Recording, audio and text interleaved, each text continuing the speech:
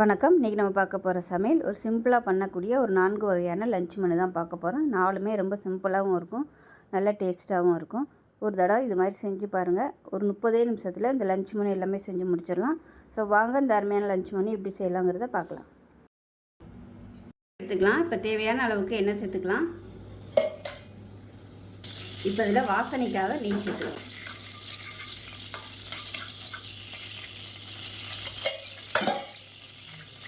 இப்போ எண்ணெய் நல்லா சூடாகிடுச்சு. 1 டீஸ்பூன் போல் கடுகு, 1 டீஸ்பூன் உளுந்து, 1 டீஸ்பூன் சீரகம் சேர்த்துக்கலாம். அதோட கொஞ்சமாக வெந்தயம் சேர்த்துக்கோங்க, நல்லாயிருக்கும். ஏன்னா பருப்பு ஐட்டம் சேர்க்குறனால வெந்தயம் சேர்த்தோம்னா நல்லா வாசனையாக இருக்கும். இப்போ இதில் கருவேப்பிலை சேர்த்துக்கலாம்.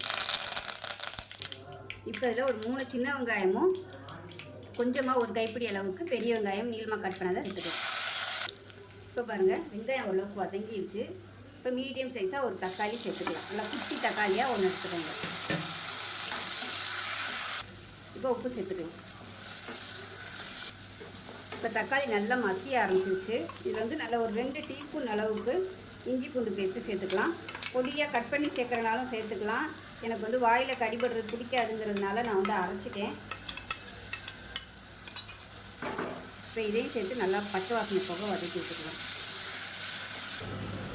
இப்போ இதில் 1 டீஸ்பூன் போல் மிளகாத்தூள் சேர்த்துக்கலாம்.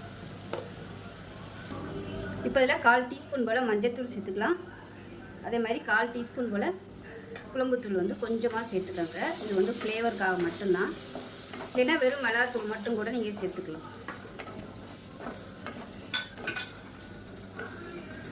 இது கொஞ்சம் அடிப்பிடிக்காமல் இருக்கிறதுக்காக கொஞ்சமாக தண்ணி ஊற்றிக்கலாம்.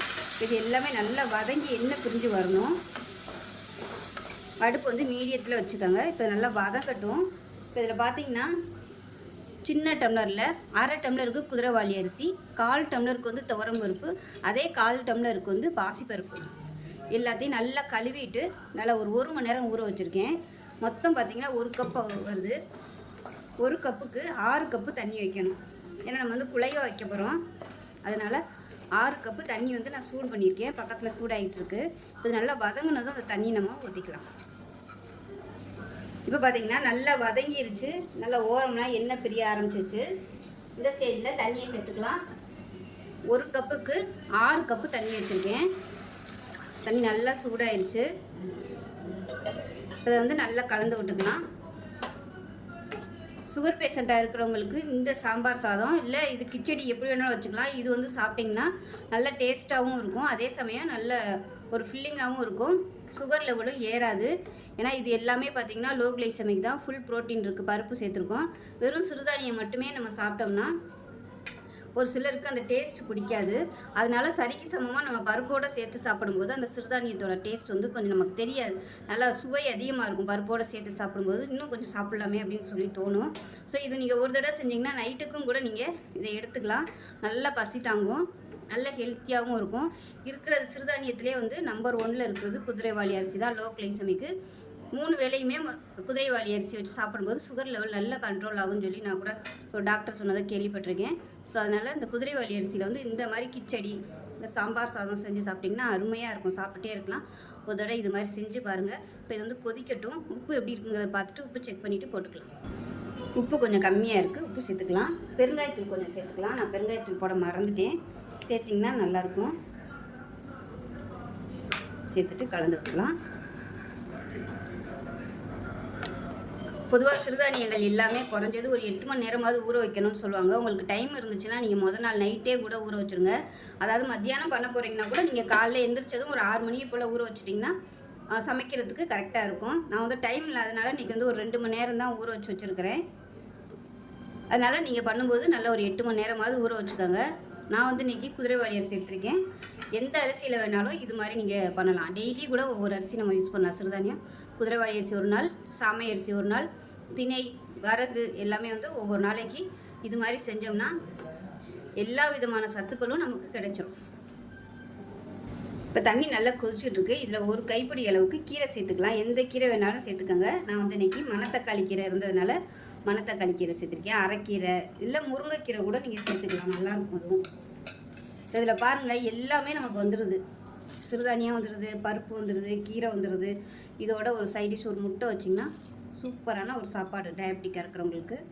ரெகுலராக நீங்கள் இது வந்து எடுத்துகிட்டு வரலாம், நல்லாயிருக்கும். கீரையை சேர்த்துட்டு நல்லா கலந்தாச்சு.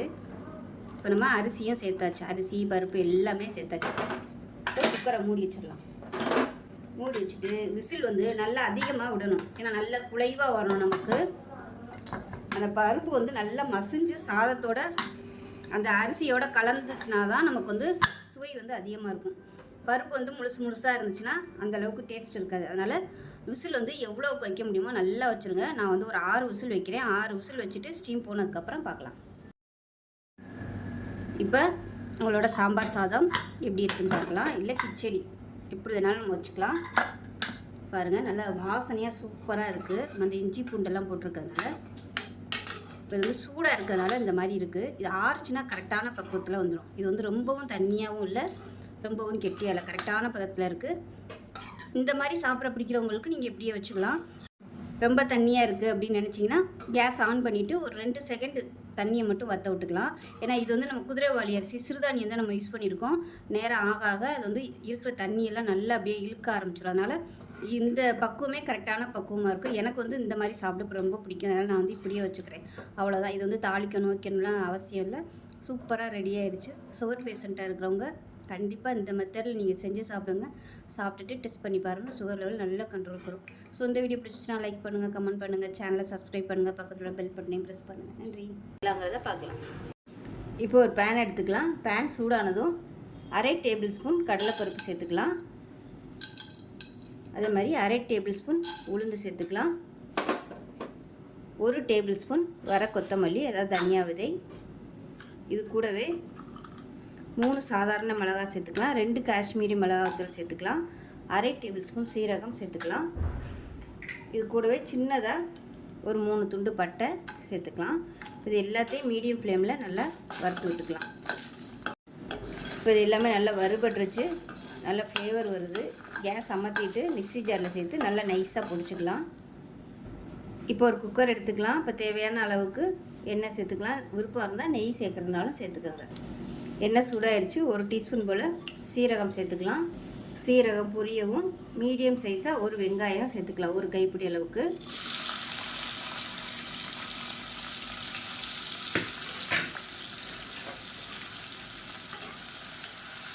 இது நல்லா பொன்னிறமாக வறுத்துக்கலாம். இப்போ இதில் ஒரு 5 பல் பூண்டு, 4 சின்ன வெங்காயம், 3 துண்டு இஞ்சி, இது 3 வச்சுருக்கேன். இது வந்து மிக்ஸி ஜாரில் போட்டு நல்லா நைஸாக அரைச்சிக்கலாம். இப்போ வெங்காயம் ஓரளவுக்கு வதங்கிருச்சு. 1 கைப்பிடி அளவுக்கு புதினா சேர்த்துக்கலாம். அதே மாதிரி 1 கைப்பிடி அளவுக்கு கொத்தமல்லி சேர்த்துக்கலாம். இது கூடவே ஒரு 4 பச்சை மிளகாயை கட் பண்ணிவிட்டு அதையும் சேர்த்துக்கலாம். இப்போ எண்ணெயிலே வதக்கிட்டோம்னா அந்த புதினா கொத்தமல்லாம் நல்லா வதங்கிடும்.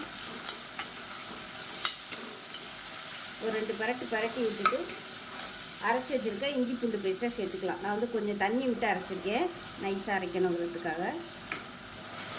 இப்போ இதையும் சேர்த்து பச்சை வாசனை போக நல்லா வதக்கி விட்டுக்கலாம். இப்போ இதில் உப்பு சேர்த்துக்கலாம். 1 டேபிள் ஸ்பூன் அளவுக்கு உப்பு சேர்த்துட்டு 1/4 கிலோ தக்காளி இந்த மாதிரி நீளமாக கட் பண்ணி வச்சுருக்கேன், இதை சேர்த்துக்கலாம். நான் எடுத்துருக்க அரிசி பார்த்திங்கன்னா இன்றைக்கி 200 கிராம் அளவுக்கு அரிசி எடுத்துருக்கேன். அதுக்கு 1/4 கிலோ தக்காளி சேர்த்துக்கோங்க. அந்த தக்காளி நல்லா மசிஞ்சு வரணும். 1 டீஸ்பூன் மஞ்சள்தூள் சேர்த்துக்கலாம். சேர்த்துட்டு இந்த தக்காளி நல்லா அப்படியே குழஞ்சி அதில் உள்ள ஜூஸ் எல்லாம் வெளியே வரணும், அந்த அளவுக்கு நல்லா வதக்கிக்கலாம். தக்காளி மசிகிறதுக்கு மூடி வச்சிடலாம். சும்மா லைட்டாக தான் மூடி வச்சுருக்கேன். இப்போ இதில் ஒரு 1/2 டீஸ்பூன் போல் மிளகாத்தூள் சேர்த்துக்கலாம். கம்மியாகவே சேர்த்துக்கோங்க, ஏன்னா நம்ம வறுக்கையில் மிளகா வத்தல் போட்டிருக்கோம், அதனால் கம்மியாகவே சேர்த்தா போதும். இப்போ பாருங்கள், தக்காளி நல்லா மசிஞ்சு வந்துடுச்சு. இந்த ஸ்டேஜில் நம்ம வறுத்த பொடியை சேர்த்துக்கலாம். இது எல்லாத்தையுமே சேர்த்துக்கலாம். சேர்த்துட்டு நல்லா பரட்டி விட்டுக்கலாம். இப்போ நான் இன்றைக்கி எடுத்துருக்க அரிசி பார்த்திங்கன்னா துளசி அரிசி தான் எடுத்திருக்கேன். நீங்கள் வேறு எந்த அரிசி வேணாலும் எடுத்துக்கலாம். பொன்னி அரிசி கூட நம்ம நார்மலாக சாப்பாட்டு வைக்கிற அரிசி கூட எடுத்துக்கலாம். நல்லா கழுவிட்டு 1 மணி நேரம் ஊற வச்சுக்கோங்க. ஜீரக சம்பா அரிசி கூட நீங்கள் எடுத்துக்கலாம், ஆனால் அதுக்கு வந்து தண்ணி அளவுகள் மாறுபடும். நீங்கள் வந்து சாப்பாட்டு அரிசியும் இந்த துளசி அரிசியும் எடுத்திங்கன்னா தண்ணி வந்து உங்களுக்கு ஒரே அளவாக தான் வரும். இப்போ இது வந்து 200 கிராம் அளவுக்கு இருக்குது அரிசி. இந்த டம்ளரில் தான் நான் எடுத்திருக்கேன், 2 டம்ளரு. ஸோ 2 டம்ளருக்கு 4 டம்ளர் தண்ணி வைக்கிறோம் நம்ம. இப்போ இந்த 4 டம்ளரில் 1 டம்ளருக்கு நல்லா கெட்டியான தேங்காய் பாலும் 3 டம்ளருக்கு தண்ணியும் எடுத்து வச்சுருக்கேன். இப்போ நல்லா லேசாக சூடு ஏறிடுச்சு. ரொம்ப அப்படியே பச்சையாக ஊற்ற வேணாம், ஏன்னா மசாலாலாம் நல்லா வதக்கி இருக்கும். அதனால் சூடாகவே ஊற்றிக்கோங்க. ரொம்ப கொதிக்க விட்டுற வேணாம், லேசாக கை பொறுக்கிற அளவுக்கு சூடு வந்தால் போதும். இப்போ இந்த தேங்காய் பாலும் தண்ணியும் ஊற்றியாச்சு. இப்போ இது கொதிக்கட்டும். இப்போ இந்த ஸ்டேஜில் உப்பு செக் பண்ணி பார்த்துட்டு உப்பு சேர்த்துக்கலாம். இப்போ நல்லா கொதிச்சிருச்சு. இப்போ நம்ம ஊற வச்சு வச்சுருக்கிற அரிசியை சேர்த்துக்கலாம்.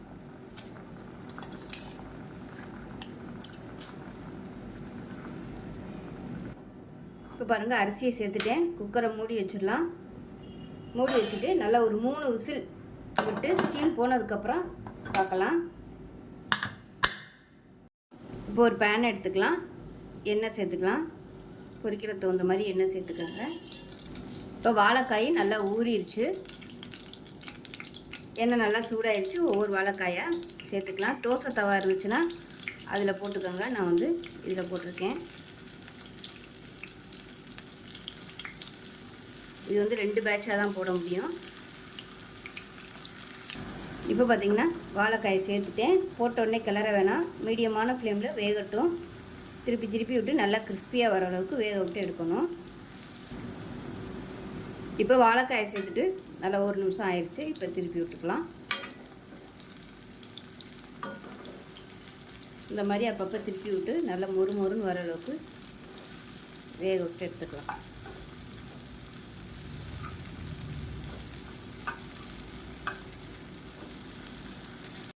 இப்போ பாருங்கள், வாழைக்காய் எல்லாமே வறுத்து ரெடி பண்ணிவிட்டேன். நல்லா சூப்பராக மொறுன்னு வந்திருக்கு பாருங்கள். நல்லா வெளியில் நல்லா கிறிஸ்பியாகவும் உள்ளே நல்லா சாஃப்டாகவும் சாப்பிட்றதுக்கு நல்லா டேஸ்ட்டாக இருக்கும். ஸோ இப்போ விசில் விட்டு ஸ்டீம்லாம் போயிடுச்சு. எப்படி இருக்குன்னு பார்க்கலாம். பாருங்கள், இந்த மாதிரி தான் இருக்கும். இப்போ கீழேருந்து மேலே வரைக்கும் நல்லா பரட்டி விட்டுக்கலாம். பாருங்கள், சாதம் இந்தளவுக்கு உதிரியாக இருக்கணும். நல்ல வாசனையாகவும் இருக்கும். அருமையாக வந்திருக்கு சாதம்.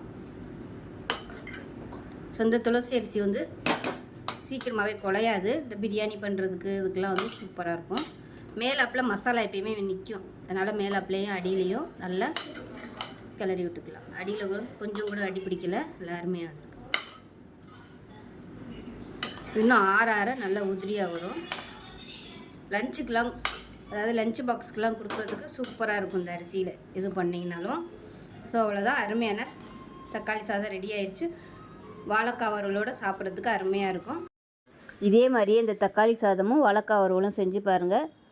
காம்பினேஷன் அட்டகாசமாக இருக்கும். ஸோ இந்த வீடியோ பிடிச்சிச்சுன்னா லைக் பண்ணுங்கள், கமெண்ட் பண்ணுங்கள், சேனலை சப்ஸ்கிரைப் பண்ணுங்கள், பக்கத்தில் பெல் பட்டனையும் ப்ரெஸ் பண்ணுங்கள். நன்றி. இப்போ ஒரு குக்கர் எடுத்துக்கலாம். இதில் 100 கிராம் அளவுக்கு துவரம்பருப்பு நல்லா 1 மணி நேரமாக ஊற வச்சு வச்சுருக்கேன். இதை சேர்த்துக்கலாம். இப்போ மீடியம் சைஸாக 2 தக்காளி எடுத்துருக்கேன். மெஷரிங் கப்பில் 1 கப் அளவு இருக்கும். இப்போ சேர்த்துக்கலாம். இது கூடவே நல்ல ஒரு 5 பல் பூண்டு சேர்த்துக்கலாம். அதே போல் 4 பச்சை மிளகா சேர்த்துக்கலாம். பெருங்காயத்தூள் கொஞ்சமாக சேர்த்துக்கலாம். 1/4 டீஸ்பூன் போல் மஞ்சள் சேர்த்துக்கலாம். இப்போ இதில் தண்ணி சேர்த்துக்கலாம். முங்குற அளவுக்கு தண்ணி சேர்த்துக்கோங்க. இப்போ இதில் கொஞ்சமாக நல்லெண்ணெய் சேர்த்துக்கலாம், பொங்கி ஊற்றாமல் இருக்கிறதுக்காக. இப்போ எல்லாமே சேர்த்தாச்சு. இப்போ இது வந்து மூடி வச்சிடலாம். விசில் போட்டிருக்கேன். நல்லா ஒரு 5-6 விசில் விடணும். பருப்பு வந்து நல்லா மசிஞ்சு வரட்டும். வந்ததுக்கப்புறம் பார்க்கலாம். இப்போ எப்படி இருக்குன்னு பார்க்கலாம். இப்போ பாருங்கள், இந்த மாதிரி தான் இருக்கும். இது எல்லாத்தையுமே நல்லா அப்படியே மசிச்சு விட்டுக்கலாம். பாருங்கள், பருப்பு வந்து நல்லா மசிஞ்சு வந்துடுச்சு. இந்த மாதிரி தான் இருக்கணும். முழுசாக இருந்துச்சுன்னா கிள்ளி போட்ட சாம்பாருக்கு வந்து அந்த அளவுக்கு டேஸ்ட் இருக்காது. இப்போ நல்லா அந்த மாதிரி விஸ்கு வச்சு நல்லா மசிச்சு விட்டுக்கலாம். நான் இன்றைக்கி எடுத்துருக்க அளவு பார்த்திங்கன்னா ஒரு டீ குடிக்கிற டம்ளரில், அதாவது 100 கிராம் அளவுக்கு கரெக்டாக இருக்கும் அளவு. சொந்த அளவு எடுத்திங்கன்னா ஒரு 4லேருந்து ஒரு 5 பேர் சாப்பிட்லாம். பாருங்கள், நல்லா மசிச்சாச்சு. இப்போ ஒரு பேன் எடுத்துக்கலாம். இது வந்து நல்லா ஒரு 4 டீஸ்பூன் அளவுக்கு எண்ணெய் விட்டுக்கலாம்.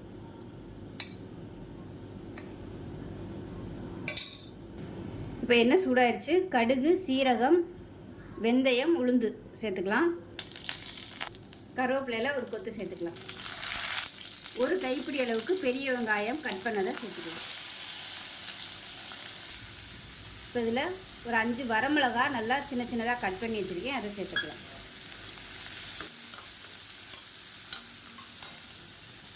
இது கூடவே பெருங்காயத்தூள் கொஞ்சமாக சேர்த்துக்கலாம். சேர்த்துட்டு ஒரு 3 பல் பூண்டு தட்டி வச்சுருக்கேன், அதையும் சேர்த்துக்கலாம். நம்ம பருப்புலையும் போட்டிருக்கோம். இந்த மாதிரி வதக்கி பூண்டு செய்யும்போது நல்லாயிருக்கும், நல்லா ஃப்ளேவராக இருக்கும். இப்போ வெங்காயம் வரமிளகாய் எல்லாமே நல்லா வதங்கிடுச்சு. இதில் கொஞ்சமாக தண்ணி சேர்த்துக்கலாம். இப்போ இதில் சும்மா ஒரு 2 டேபிள் ஸ்பூன் அளவுக்கு புளி தண்ணி சேர்த்துக்கலாம். ரொம்ப சேர்க்காம இன்னும் கொஞ்சம் தண்ணி சேர்த்துக்கலாம்.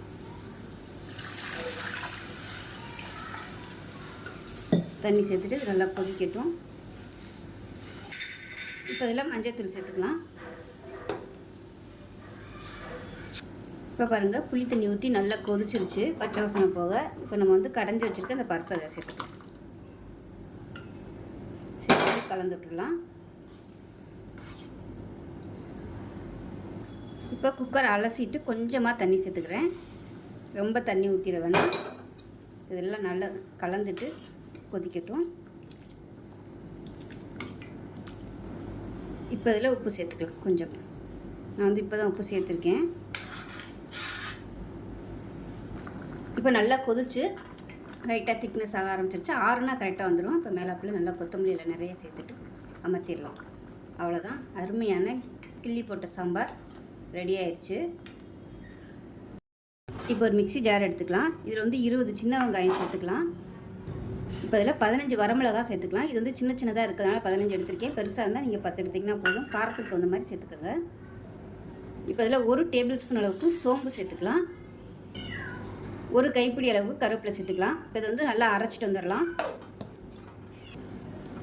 இந்த அளவுக்கு அரைச்சிக்கோங்க. இப்போ ஒரு குக்கர் எடுத்துக்கலாம். இப்போ தேவையான அளவுக்கு எண்ணெய் விட்டுக்கலாம். நான் வந்து கடலை எண்ணெய் சேர்த்துருக்கேன். எண்ணெய் நல்லா காஞ்சிருச்சு. சோம்பு 1 டீஸ்பூன் சேர்த்துக்கலாம். கருவேப்பிலையில் சேர்த்துக்கலாம். இப்போ க்ளீன் பண்ணி வச்சுருக்க சிக்கனை சேர்த்துக்கலாம். நான் வந்து இன்றைக்கி 3/4 கிலோ அளவுக்கு சிக்கன் எடுத்துருக்கேன். நான் இன்றைக்கி 3/4 கிலோ அளவுக்கு சிக்கன் எடுத்திருக்கேன். இப்போ இந்த சிக்கனை வந்து நல்லா பரட்டி விட்டுக்கலாம். ஒரு 2 நிமிஷம் நல்லா பரட்டி விட்டுட்டு உப்பு சேர்த்துக்கலாம். அதில் 1 டேபிள் ஸ்பூன் அளவுக்கு கல் உப்பு சேர்த்துக்கலாம். இப்போ இது கூடவே இஞ்சி பூண்டு பேஸ்ட் அரைச்சி வச்சுருக்கதை சேர்த்து நல்லா வதக்கி விட்டுக்கலாம்.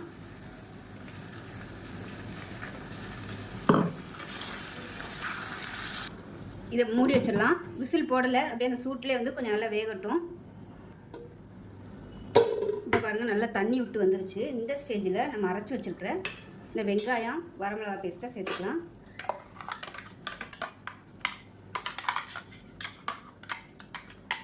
சேர்த்துட்டு நல்லா பரட்டி விட்டுக்கலாம்.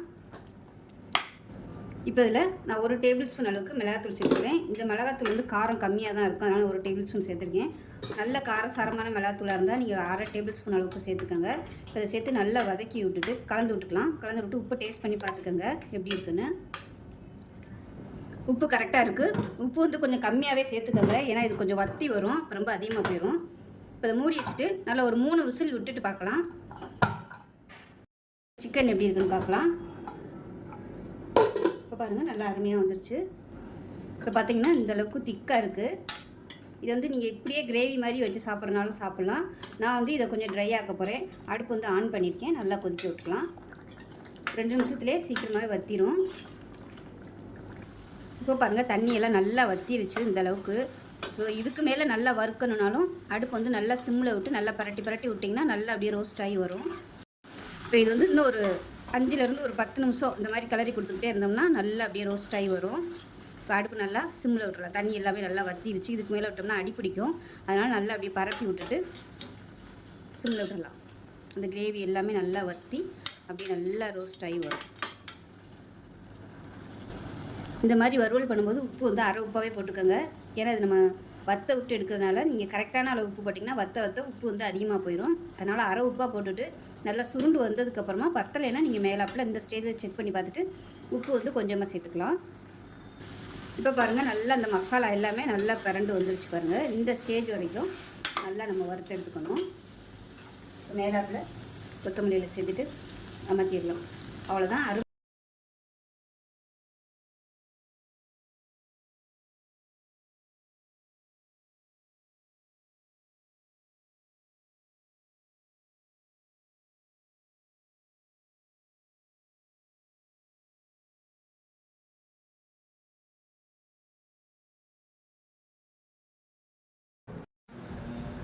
இப்போ ஒரு பாத்திரம் வச்சுருக்கேன். இதில் பார்த்தீங்கன்னா ஒரு 75 ml அளவுக்கு நெய்யும் ரீஃபைண்ட் ஆயிலும் கலந்துருக்கேன். நீங்கள் வந்து கடலெண்ணெய் தேங்காய் எண்ணெய் கலந்து கூட நீங்கள் செய்யலாம். டேஸ்ட் சூப்பராக இருக்கும். இப்போ மீடியம் சைஸாக ஒரு பெரிய வெங்காயம் நீளமாக நறுக்குனதை சேர்த்துக்கலாம்.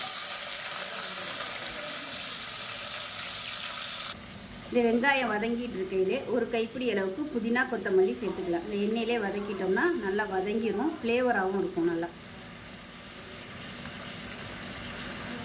இது கூடவே ஒரு 3 பச்சை மிளகாய் சேர்த்துக்கலாம்.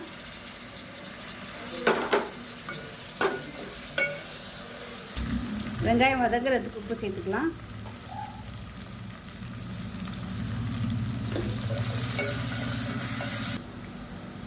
இப்போ வெங்காயம் லைட்டாக செவக்க ஆரம்பிச்சிடுச்சு. இந்த ஸ்டேஜில் மிளகாத்தூள் சேர்த்துக்கலாம். நல்லா 2 டேபிள் ஸ்பூன் அளவுக்கு மிளகாத்தூள் சேர்த்துக்கோங்க. இது வீட்டு மிளகாத்தூளுங்கிறதுனால 2 டேபிள் ஸ்பூன் சேர்த்துருக்கேன். நீங்கள் வந்து கடை மிளகாத்தூள் யூஸ் பண்ணுறதா இருந்தால் 1 டேபிள் ஸ்பூனே போதும் உங்களுக்கு, ஏன்னா அது காரம் அதிகமாக இருக்கும். இப்போ இதில் வந்து கரம் மசாலா சேர்த்துக்கலாம். 1/4 டீஸ்பூன் போல் கரம் மசாலா, பட்டை கிராம்பு ஏலக்காய் இது 3 தான் நான் சேர்த்து அரைச்சி வச்சுருக்கேன். அந்த கரம் மசாலா தான் யூஸ் பண்ணியிருக்கேன்.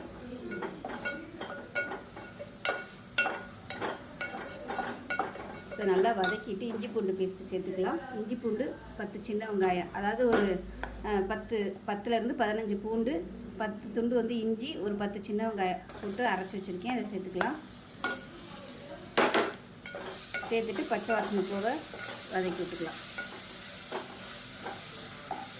இந்த ஸ்டேஜில் எண்ணெய் பத்தாத மாதிரி இருந்துச்சுன்னா கொஞ்சமாக எண்ணெய் விட்டுக்குங்க. எண்ணெய் இல்லைன்னா தண்ணி எதுனாலும் நீங்கள் வந்து சேர்த்துக்கலாம்.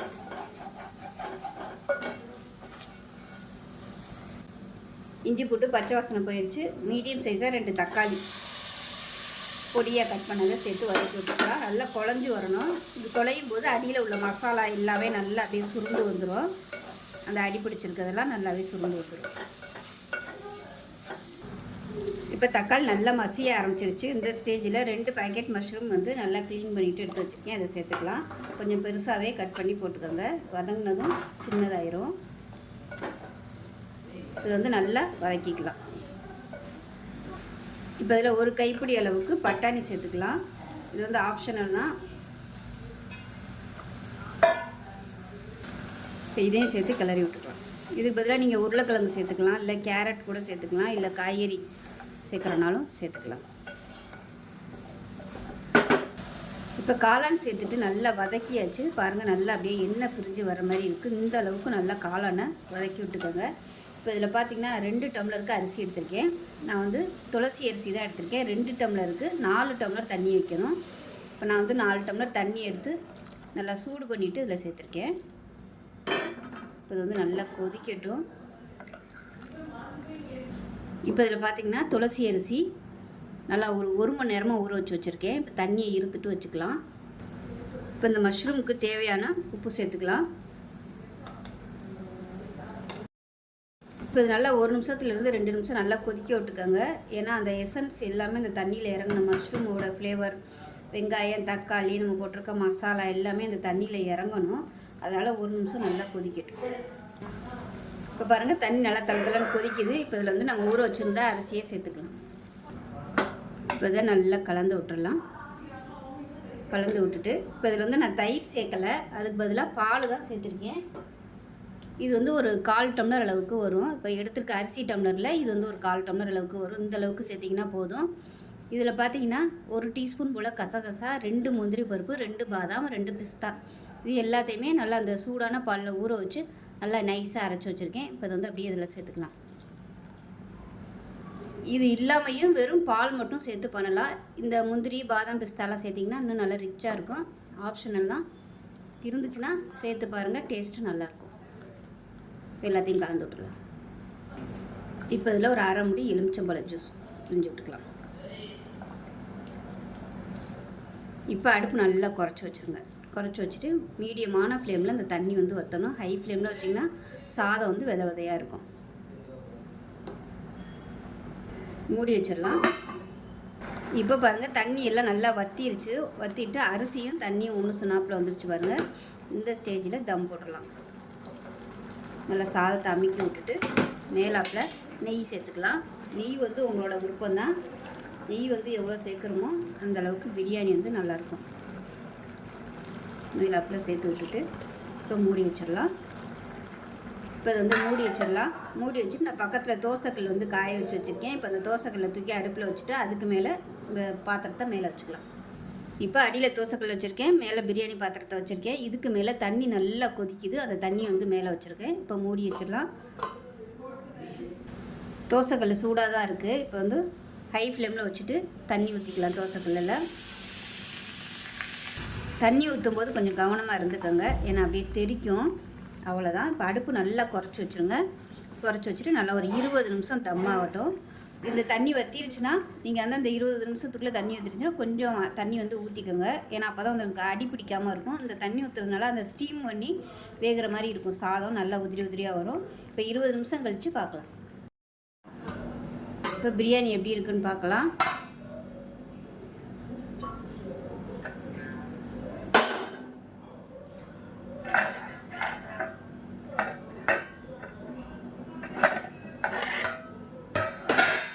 பாருங்கள், நல்லா சூப்பராக வந்துருச்சு. நல்லா உதிரி உதிரியாக இருக்குது. அடியிலெல்லாம் கொஞ்சம் கூட பிடிக்கல, நல்லா அருமையாக வந்திருக்கு பாருங்கள். அருமையான காளான் பிரியாணி சூப்பராக ரெடி ஆயிடுச்சு. டேஸ்ட் நல்லா அட்டகாசமாக இருக்கும். நல்லா கிளறி விட்டுட்டு தயிர் பச்சடியோடு சர்வ் பண்ண வேண்டியதான். அருமையாக இருக்கும் டேஸ்ட்டு. இப்போ சூப்பரான பிரியாணி ரெடி ஆயிடுச்சு. பாருங்கள் எப்படி இருக்குன்னு, நல்லா உதிரி உதிரியாக இருக்கும். ஸோ நான் சொல்லியிருக்க மெத்தடில் இது மாதிரி பண்ணி பாருங்கள், டேஸ்ட் நல்லா அட்டகாசமாக இருக்கும். இது பார்த்திங்கன்னா தயிர் பச்சடி வச்சுருக்கேன். இது கூடவே உருளைக்கிழங்கு பொடிக்கறி வச்சுருக்கேன். இந்த வீடியோ வந்து லாஸ்ட்டாக நான் போட்டிருக்கேன், விருப்பம் இருந்தால் செக் பண்ணி பாருங்கள். அவ்வளோதான். இந்த வீடியோ பிடிச்சிச்சுன்னா லைக் பண்ணுங்கள், கமெண்ட் பண்ணுங்கள், சேனலை சப்ஸ்கிரைப் பண்ணுங்கள், பக்கத்தில் உள்ள பெல் பட்டனை ப்ரெஸ் பண்ணுங்கள். நன்றி.